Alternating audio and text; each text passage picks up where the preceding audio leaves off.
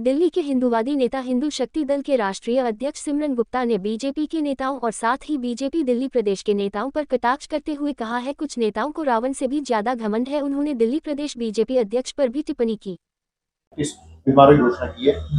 क्या लग रहा है कि चुनाव जो कहीं ना कहीं केजरीवाल बनाम भाजपा होता हुआ नजर आ रहा है और जगह जगह देखा जा रहा है कि यहाँ पर भी एक है तो सेफ है, कहीं ना कहीं हिंदूवादी ट्रम्प कार्ड भी खेलने की कोशिश बीजेपी कर भी रही है। और आप तो एक हिंदूवादी नेता है, क्या लग रहा है कि कहीं ना कहीं वो हिंदूवादी का जो टैग है बीजेपी इसको लेकर के कहीं ना कहीं चुनावों में भुनाएगी इसे? तो भारतीय जनता पार्टी के नेताओं में का जो नारा है, एक है तो सेफ है, उनका एक दिखावा मात्र है। आज भारतीय जनता पार्टी हिंदुत्व के नाम पर केवल दुकान चला रही है, हिंदुत्व के नाम पर केवल राजनीति कर रही है और कुछ नहीं। बीजेपी कहती है कि एक है तो सेफ है, वहीं दूसरी तरफ कहती है सबका साथ सबका विकास। आज भारतीय जनता पार्टी के नेता उल्टा भारतीय जनता पार्टी के सरकार होने के बावजूद भी हिंदू नेता सेफ नहीं है। हिंदू नेताओं के खिलाफ एफआईआर हो रही है, हिंदू नेताओं के खिलाफ, हिंदू कार्यकर्ताओं के खिलाफ झूठे केस रजिस्टर्ड बनाए जा रहे हैं, झूठी इंक्वायरियां बैठाई जा रही हैं, ये सब भारतीय जनता पार्टी के नेताओं के कहने पर। तो इसका कारण क्या माने? एक है तो सेफ है। एक तरफ तो भारतीय जनता पार्टी के नेता कहते हैं एक है तो सेफ है, वहीं दूसरी तरफ भारतीय जनता पार्टी के कुछ एक नेता अपने आप को ऊंचा साबित करने के लिए हिंदूवादी नेताओं के खिलाफ झूठे केस दर्ज करा रहे हैं, हिंदूवादी नेताओं के खिलाफ झूठी कंप्रेस शिकायतें करा रहे हैं, उनकी सुरक्षा का ध्यान नहीं रख पा रहे। तो एक है तो सेफ होकर नारा कहां तक सही है?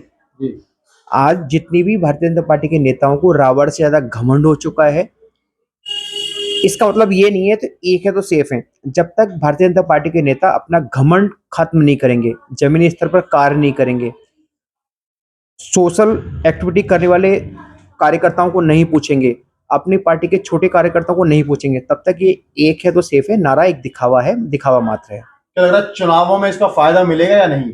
दिल्ली के चुनावों में मैंने क्या कहा कि भारतीय जनता पार्टी के वरिष्ठ नेता जितने भी हैं, बड़े नेता दिल्ली के भी, जब तक अपना घमंड छोड़कर, जो रावण से ज्यादा घमंड है वो छोड़कर आम पब्लिक में, आम कार्यकर्ता को नहीं पूछेंगे, तब तक दिखावा मात्र, फायदा कह लो या कुछ भी कह लो। जब बार बार यही कहूंगा, जब तक भारतीय जनता पार्टी के नेता जमीनी स्तर पर कार्य नहीं करेंगे, इस बार सत्ता में आना भी उनका मुश्किल है। हाँ, छल कपट से आए तो कह नहीं सकते। मतलब आपको लग रहा है कि कहीं ना कहीं ईवीएम वाला घोटाला हो जाएगा? तो वो मैंने क्या कहा, जो सुनने में आया है कि अभी आपने शब्द यूज करा छल कपट से आ जाए, तो मैं साफ कह रहा हूँ कि भारतीय जनता पार्टी के नेता छल कपट से हर जगह आने की कोशिश करते हैं।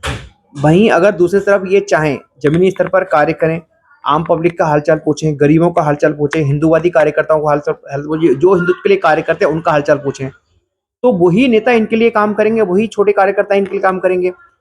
इन अगर सत्ता में आने के लिए ईमानदारी से छल कपट का साथ छोड़ना पड़ेगा और जमीनी स्तर पे कार्य करना पड़ेगा। सिमरन जी, इसमें आपने एक सवाल के साथ कई चीजें भी जवाब भी दे दिया है। कहीं ना कहीं फिर आप कहीं ना इशारा करें कि केजरीवाल की सरकार बन सकती है, क्योंकि आपने कहा कि छल कपट से आ सकते हैं, नहीं तो नहीं आ पाएंगे। देखो, केजरीवाल भी कम नहीं है जी।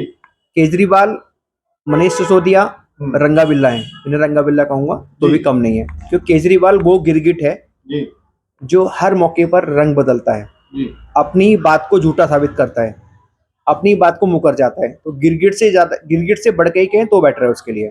जी। लेकिन क्या लग रहा है, कांग्रेस पार्टी भी चुनाव में उतरी है, बीजेपी के लिए आपने तो बोल ही दिया कि अगर कांग्रेस पार्टी अच्छी तरह चुनाव लड़ी जी तो बीजेपी आ सकती है।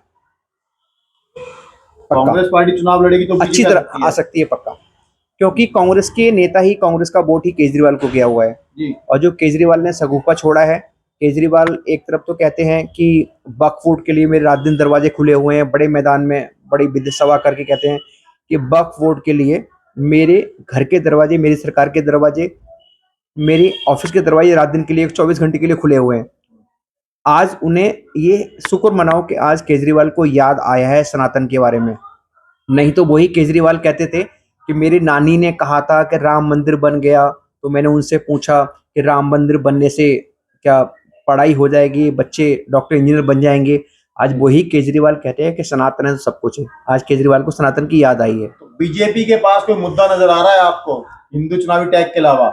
बीजेपी के पास, देखो, बीजेपी में जो हमारे माननीय प्रधानमंत्री जी मोदी जी हैं, अमित शाह जी हैं और हमारे जिस प्रदेश का रहने वाला हूँ, यूपी का, हमारे वहाँ महाराज जी हैं, उन्होंने काम बहुत सारे अच्छे किए हैं और कर रहे हैं। दिल्ली की बात कीजिए ना, मैं दिल्ली की बात, नेताओं मैं की। दिल्ली के नेताओं की बात कर रहा हूँ, मगर वहीं दिल्ली के नेताओं का घमंड रावण से ज्यादा है। दिल्ली के नेताओं ने मतलब रावण से तुलना कर रहे हैं बीजेपी के मैं दिल्ली के नेताओं को। नेचुरली कर रहा हूँ, मैं खुलेआम कह रहा हूँ। और भी कई नेता हैं, प्रदेश अध्यक्ष हैं, वो अपने आप को पीएम से कम नहीं समझते। जी वीरेंद्र सचदेवा जी, जी, उनसे कोई मिलने जाए, किस लिए आए हो, क्यों आए हो, 10 बातें पूछते हैं। और अगर कोई हिंदूवादी नेता जाए तो पूछते हैं, ये क्या तुमने ठेका ले रखा है। ये सचदेवा जी के वर्ड हैं। जी सचदेवा जी चाहते हैं, अगर कोई हिंदूवादी नेता उनसे मिलने जाता है या हिंदू कार्यकर्ता मिलने जाता है तो उसे बेइज्जत करते हैं बहुत ज्यादा अपने सामने। वो समझते हैं कि हमारी सरकार है। प्रमाण है कोई आपके इसके पास जो आप बातें मेरे साथ हुआ है, ये मेरे साथ हुआ है, खंडन करते हैं। ये मेरे साथ हुआ ऐसा। जी मेरे साथ हुआ जब मुझे थ्रेड आई थी। मैं एक शहीद परिवार से हूँ, मेरे मदर फादर शहीद हो चुके हैं, बड़ा भाई कारगिल में शहीद हुआ है। जब मैं उनसे वीरेंद्र सचदेवा से मिलने गया उनके ऑफिस में, राजीव जी का, उनके पीए हैं, उनका फोन आया। जब मैंने कई बार कॉल किया तो आया, मिलने आ जाओ। तब मिलने गया तो उनका ये वर्ड थे कि आप ही सब क्यों कर रहे हैं, आपने क्या ठेका ले रखा है सबका। मैंने कहा शहीद का बेटा हूं तो क्या करें। उनके ये वर्ड थे। तो जिस आर्मी परिवार के बच्चे के लिए ऐसा बोल सकते हैं तो आम पब्लिक के लिए क्या बोल सकते हैं, वो खुद सब जानते हैं उस बात के लिए। मतलब ये कह रहे हैं कि अब दिल्ली अभी बीजेपी के लिए दूर है, दिल्ली दूर है यानी। दिल्ली, मैंने क्या कहा, छल कपट से चाहें तो आ सकते हैं, ईमानदारी से सचदेवा जैसे अगर आज प्रदेश अध्यक्ष हैं तो मुश्किल है। लग रहा है नाराजगी भी आपकी जाहिर हो रही है। मैं साफ कह रहा हूँ, बीजेपी के नेताओं को रावण से ज्यादा घमंड है। और खासकर वीरेंद्र सचदेवा जी हैं, और भी कई नेता हैं जिनके नाम नहीं लूंगा, समझदारी के लिए सारा काफी है। जी जो नेता देश की सुरक्षा करने वाले शहीद परिवारों को, बच्चों के साथ मिसबिहेव करते हो तो आम पब्लिक के साथ तो बहुत कुछ करते होंगे।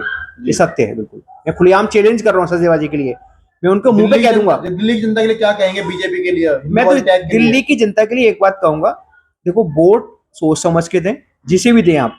मैं ये नहीं कहूंगा बीजेपी को दें, मैं नहीं कहूंगा अन्य किसी को दें, अपने परिवार की तरफ देख के दें। अगर केजरीवाल दोबारा से आ गया तो दिल्ली बर्बाद हो जाएगी, ये ध्यान रखना। बीजेपी भी नहीं चाह रहे हैं और केजरीवाल भी नहीं चाह रहे हैं। वोट अपने हिसाब से दो, मैं खुद कह रहा हूँ।